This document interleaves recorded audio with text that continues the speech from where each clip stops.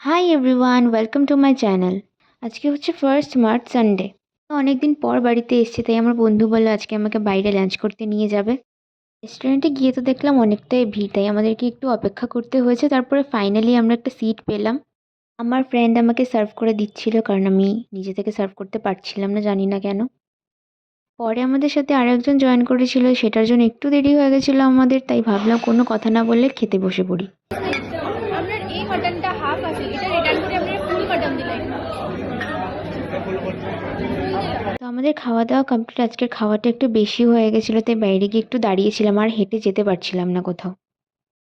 বাইরে বেরিয়ে ওখানে স্মার্ট বাজার ছিল, তো আমরা ওখানে গেছিলাম কিছু টুকটাক জিনিস কেনার জন্য। এই পুতুলটা আমার খুব বেশি পছন্দ হয়েছে।